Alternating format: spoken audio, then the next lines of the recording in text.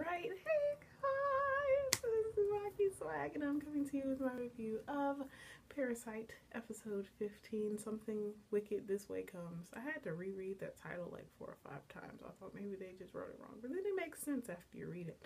But this episode, oh my god, this episode was so freaking awesome. Really, I always say this, I was not prepared for this episode. Because, like, it first starts off, we see this man following Tamiya Ryoko and another man that is with her. And they part ways, and the man that's following them follows the man. So the man, he, like, walks away. He looks pretty normal. And the man sees that he is, like, contacted this girl there. Like, him and this girl are walking together. And they go into a carport, and the man follows them down there, and he's like, why would they come in here? And he sees that the man killed her. And right when he was about to run away, dude yoked him up and took him out. And the PI, private investigator, I'm just going to call him PI because I can't remember his name, contacts Shinichi. Like, Shinichi looked like he was, like, walking to school, and he was like, I need to talk to you. So, he pretty much tells Shinichi that he was too afraid to go down there and look, because that was the last thing that he heard from that man was him going in there, and he hasn't heard anything else from him. He was too afraid to go down there because he didn't know what he was going to see, and he knows that he wouldn't be able to defend himself if something were to happen. So, this is why he called Shinichi, and Shinichi went down there with him, and Shinichi's like, what is that awful smell? And I want to say he, like, sensed that there were dead people, like, hidden in the walls, but Shinichi is so freaking smart. He figured out that the people in Hasegawa, I believe that's his name, Hasegawa group, whom is the man who just became mayor of their part of Japan, has designated that area for their feeding ground. So the people, they're storing people in there to eat, which is, oh my god, that is beyond words. Like, I honestly, anyways, so after that,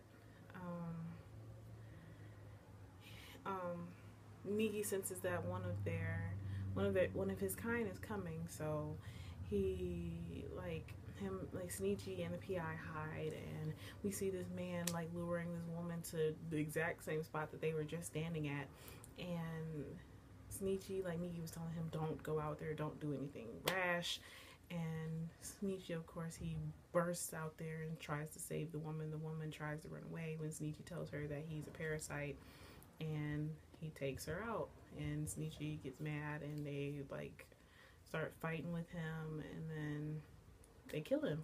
They kill the parasite. And the PI is like, I'm in over my head.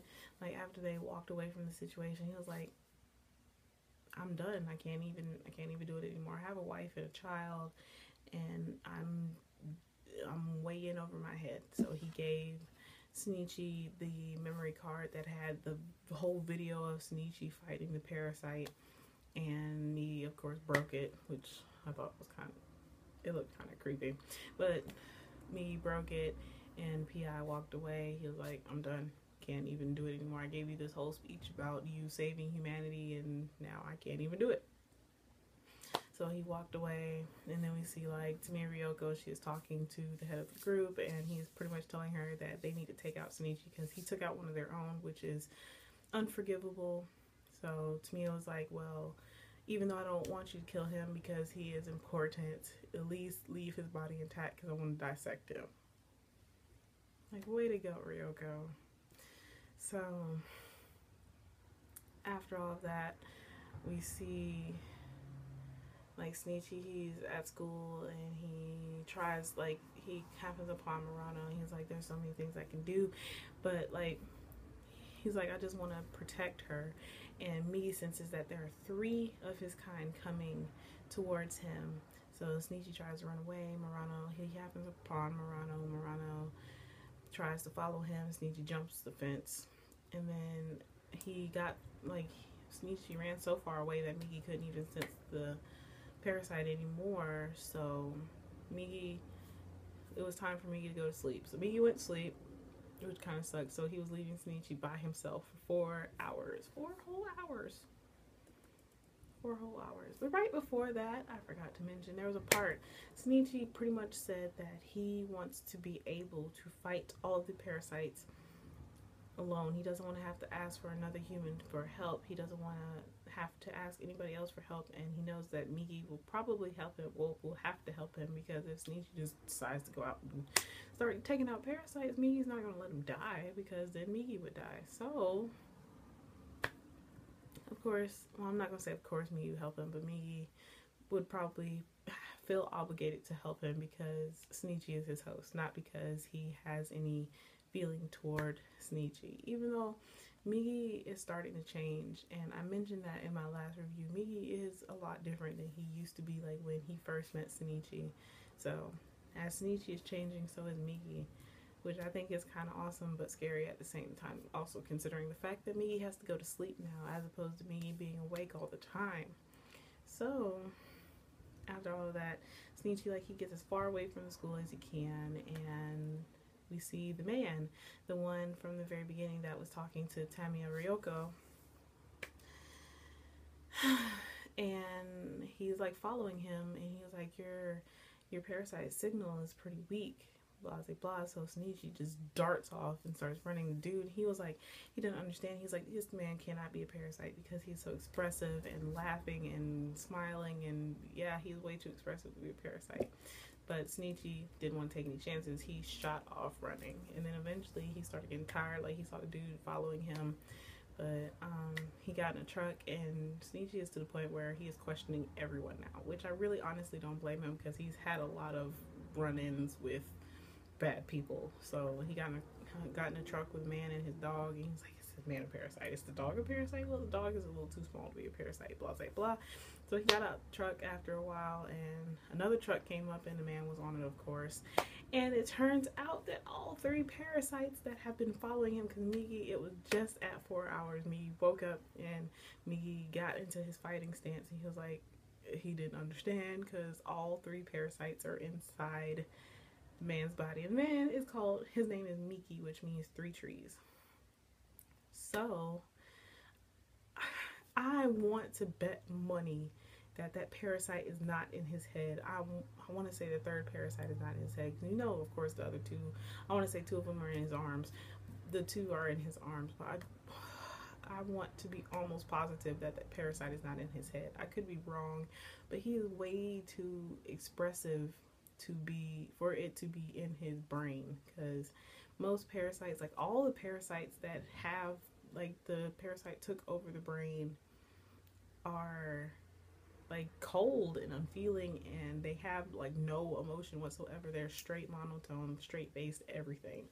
So I want to say that that parasite is not in his head, but like I said, I could be wrong. I don't know. But this episode, and there's also a part, Migi pretty much threatened Shinichi's dad's life, and I'm not absolutely sure if I want to say that Migi was threatening him, like saying that he would kill Shinichi's dad, or the fact that the people from the Hasegawa group are going to kill his dad whenever they figure out that it really is Shinichi, because they know who Shinichi is, they know his name, they probably know where he lives too, so they would know where his dad is, and they could take out his dad because he took out one of their own. But I don't know. There's just so many questions. I have so many questions about this show. This show is so freaking awesome. I really was not prepared at all for this episode. And from what I can tell from the preview for next week's episode, I have a feeling, because it's, the name of it is Happy Family, I think.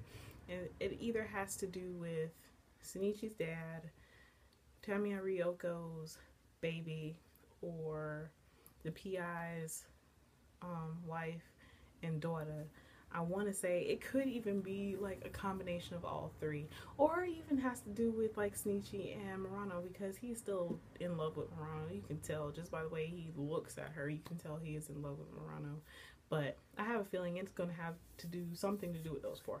But yeah, so let me wrap this up since it's running on 10 minutes. So as always, I would love to hear how you guys felt about this episode. This episode was freaking amazing. I fell in love with this episode. But yeah, so as always, please remember to comment, thumbs up, and subscribe. It helps me a whole lot. And this is TsubakiSwagg saying adios.